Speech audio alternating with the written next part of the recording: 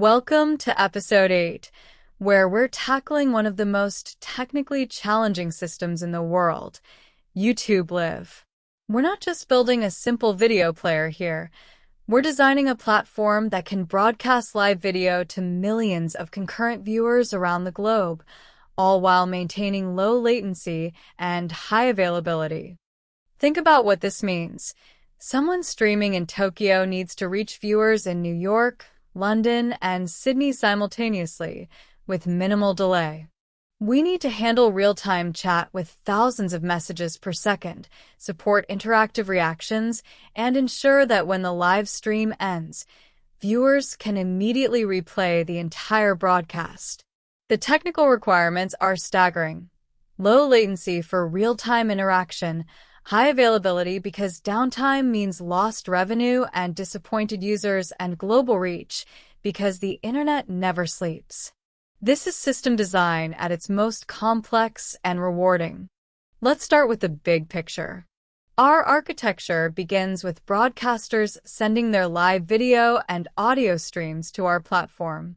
These streams hit our ingest servers, which are strategically distributed around the world to minimize the initial hop latency.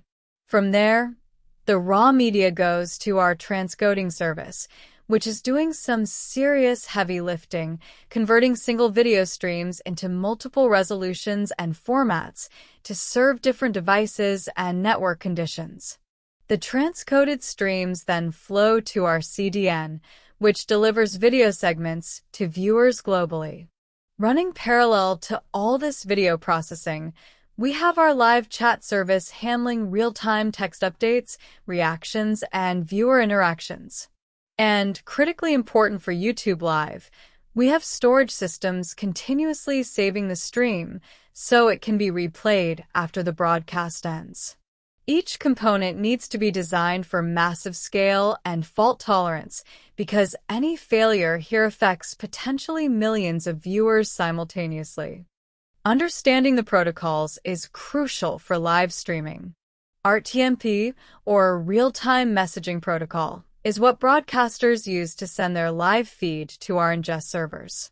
It's reliable, well supported by streaming software, and handles the initial upload well.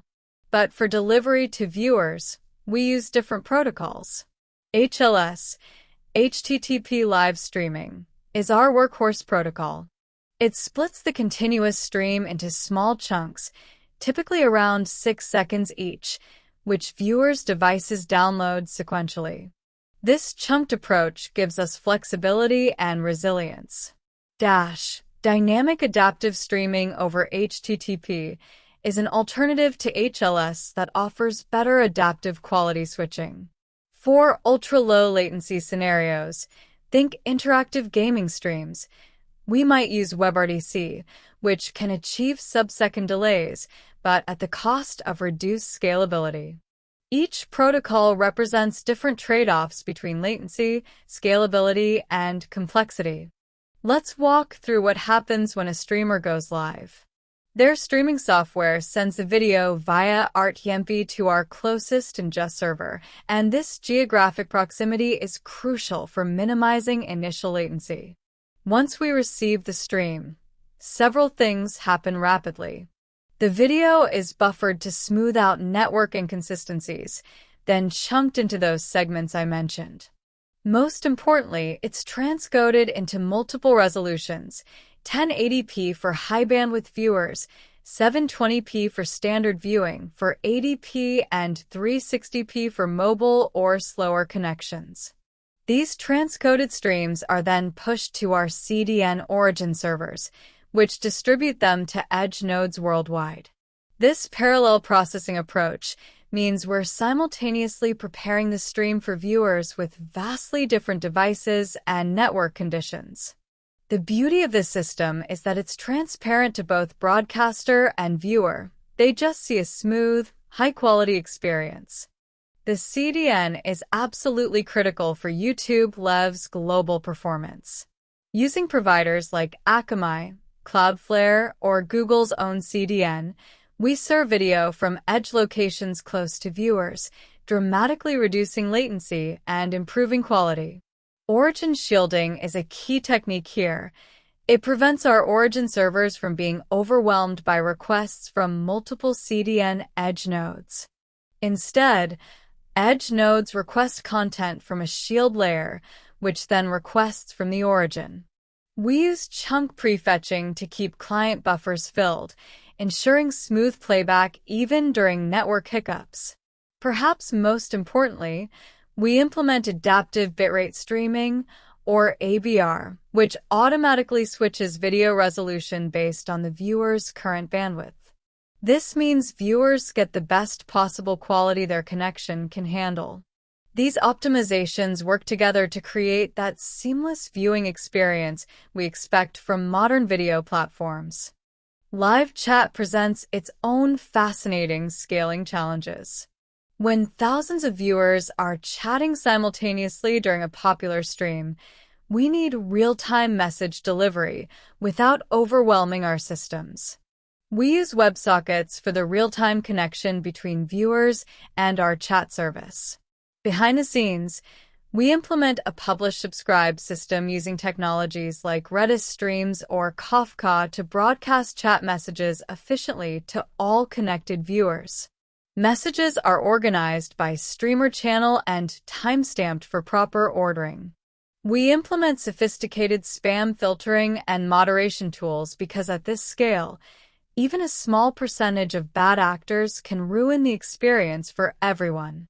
The challenge is maintaining real-time performance while ensuring message delivery, spam prevention, and proper moderation, all simultaneously.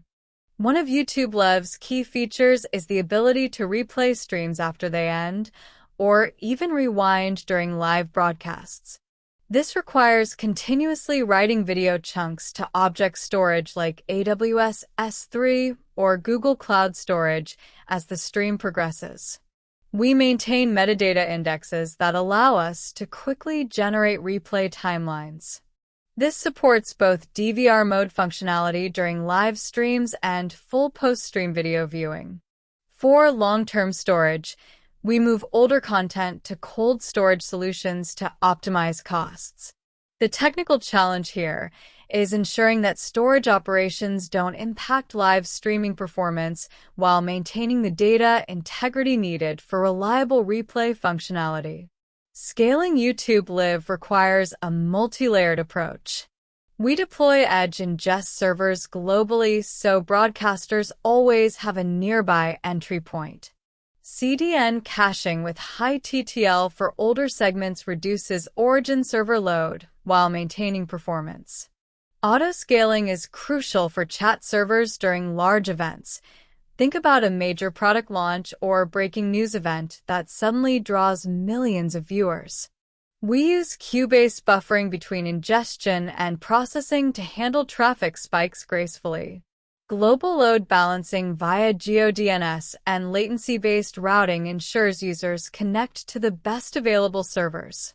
The key principle is building systems that automatically adapt to changing load patterns without human intervention.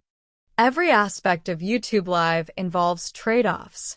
For latency, we choose between HLS with 5 to 10 second delays or WebRTC with sub-second delays, but reduce scalability.